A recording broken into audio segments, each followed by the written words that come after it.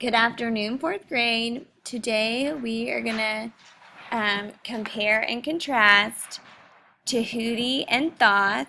Even though they are the same person, we're going to compare how um, the author of the Tahuti story portrays Thoth and how the author of the Red Pyramid portrays Thoth. So we're going to think about how they're both similar and how they are different, and maybe why the authors chose to incorporate different information. On Educated, you will be reading about Inpu or Anubis, and you will get the opportunity to compare how the author portrays Anubis in this story and how the author of the Red Pyramid portrays Anubis. Before we get started, I want you to think about who is Thoth and what makes him unique. Silently write down what you remember about Thoth and how he stands out among the Egyptian gods. Press pause to write down your answer and play when you're ready for the vocabulary. We have compare and contrast. When you compare something, you're thinking about what two things have in common or how they're similar. When you contrast something, you're thinking about how two things are different or what makes them unique. And so we have a Venn diagram, and the things that each circle represents a different subject. So in this case, one circle would represent Thoth and the other circle would represent Tahuti. And we want to think about how are they different, but how are they similar. And now we're going to continue reading Inpu or Anubis, God of Mummification. And we're going to use our CSPS strategy. Inpu was only a small boy when he discovered the pleasures of the wild. It all started because of his mother, Nebet-Hut. She doted on him lavishly, but also furtively, as though her love for him had to be kept a secret. That's how he learned to be stealthy, copying the way she stepped, moved, breathed. That's how he became expert at following the animals. Right, so we've already learned a little bit about Inpu. We know that Inpu's mother loves him, but she feels like she has to keep their love a secret. And because he learned how to keep secrets, he also learned how to be stealthy or sneaky. And he became an expert at following animals. All right, and you can press pause to write down your answer. And you can underline this last sentence in paragraph 1 for your quote. Press play when you're ready for the setting. He loved the desert dogs best, maybe because the dogs themselves were stealthy, that gold fur blending in the sands, even as they worked cooperatively to take down a prey. Or maybe it was because the dogs so obviously enjoyed eating. They even ate fruits, scorned by desert cats. Inpu wasn't omnivorous, of course, but he liked that enthusiasm. Or maybe it was because the dogs had scruples. If they were going to kill an animal to eat, they consistently chose old or sick animals, ones that would die soon anyways, or newborns. Which might seem gruesome, but really newborns were the prey of so many animals. If a mother let her newborn out of sight, the babe was almost sure to get eaten by something. The point was, desert dogs never attacked a strong animal that had a good chance of many more years of life. They weren't ugly about death. They weren't brutal like lions and crocodiles. Desert dogs ate carrion too. They gathered at cemeteries and even dug up corpses and ate them. It was hideous, of course, but understandable, given their bestial natures.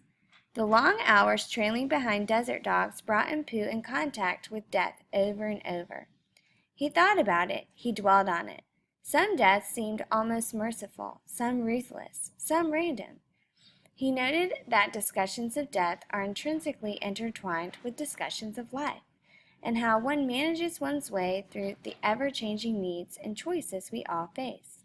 So it came as no surprise to his parents, Set and Nebet-Hut, when Inpu announced he was going to the underworld Duat to preside over the dead. All right, and so when we are thinking about Inpu, we could also add that He admires desert dogs because of their views of death. And press pause to add that to box 1. And when we're thinking about the setting, we now know that N'Puu lives in the underworld Dawat and presides over the dead. And you can underline this last sentence in the first paragraph on the second page as a quote to support your answer. Press pause to write down your answer and play when you're ready to look for the problem. N'Puu assumed the head of a desert dog and sometimes even the whole body, just in the color black instead of gold. Black was the color of the Dawat. It was also the color of the fertile soil of the Nile banks, the soil from which life came. And so we know that, based on our readings from last week, that Egyptian gods and goddesses sometimes take on animal forms. And so because N'Puu admired the desert dog so much, he took on the form of a desert dog. But instead of being gold like the desert dog, he decided to be black because that was the color of the Dawat. And it also symbolizes death. Let's keep going. It was the right color. He went about the business of ruling Dawat. So far, so good in N'Puu's life. Then, for no reason at all, his father Set killed his truly wonderful uncle Usir, behaving in the most despicable of ways, drawing out the drama like so much ripped flesh. N'Puu went fragile inside.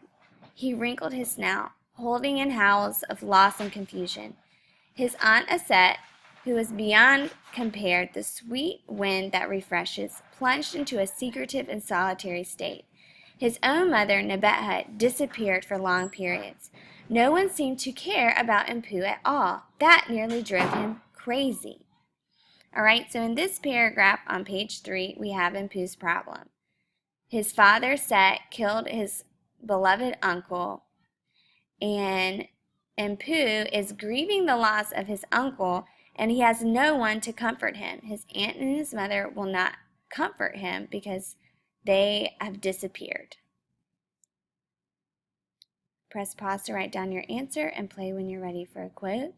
You can choose this first sentence for your quote, or you can choose this last sentence in the paragraph, the last 2 sentences. Press pause to write down your quote and play when you're ready for the solution.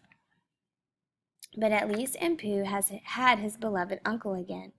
Usir came to Dawat and N'Puu embalmed him himself. Then he behaved as a loyal nephew should. He stepped into the shadows and let his uncle Usir take over the more overarching role.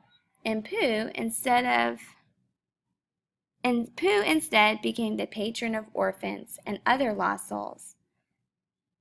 He felt at ease with them, as though he belonged, and he oversaw funeral rites. N'Puu was actually grateful Usir had come to the underworld. Preparing a soul was one thing, judging it was another. N'Puu never begrudged abdicating the throne of the Dawat to Usir. And so N'Puu solved his problem by allowing his uncle Usir to take over ruling the underworld. And N'Puu he oversaw the orphans and lost souls instead. And then you can, for your quote, you can use this last sentence. N'Puu never begrudged abdicating the throne of the Dawat to Usir. That means he never regretted giving up the throne to Usir. Press pause to write down your answer and play when you're ready for the paragraph. Why did N'Puu give up ruling the underworld to Usir? What does this reveal about his character? Make sure you have quotes from the text to support your answer.